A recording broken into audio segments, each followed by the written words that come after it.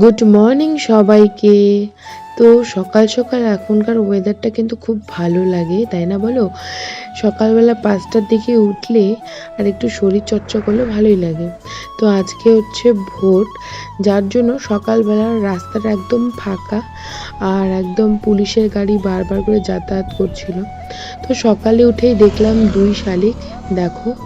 তো আমি আজকে বেরিয়েছি সকাল সকাল একটু। তো তারপর এদিকে দেখো বাড়িতে একটু কাজ কর্ম যেরকম থাকে প্রতিনিয়ত, উঠান ঝাড়া, তারপরে যে ঘরে নতুন ঘরগুলোতে জল দেওয়া, এগুলো দিয়ে আমি বসে আছি। এখন আমি করব হচ্ছে স্নান, কারণ শাশুড়ি মা গেছে স্নানে, তার জন্য আমি এখানে বসে আছি। তো চলো তোমাদেরকে একটু দেখাই যে আমার ঘরটা কত দূর এগোলো। এই যে দেখো আমার ঘর, দেওয়াল কিন্তু উঠে গেছে। এখন হচ্ছে চাল লাগাবে, মানে কাঠ লাগাবে, তারপরে চাল লাগাবে।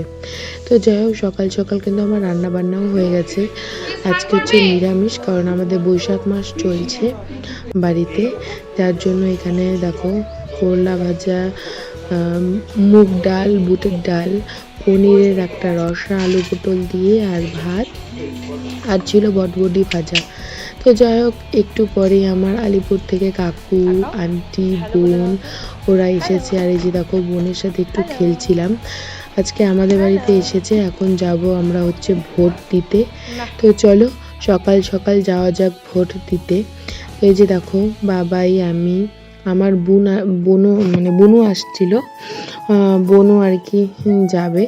তো এই যে আমাদের এখানে হচ্ছে ভোট সেন্টার।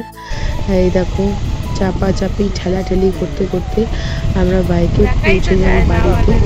তো আমি যখন গেছিলাম ভোট দিতে, মানে বাড়িতে আমাদেরকে নামিয়ে দিয়ে আমি গেছিলাম ভোট দিতে। আর এদিকে দেখো তোমাদের দাদাভাই এসে ঘুমিয়ে পড়ছে। তো চলো আজকের মতো টাটা।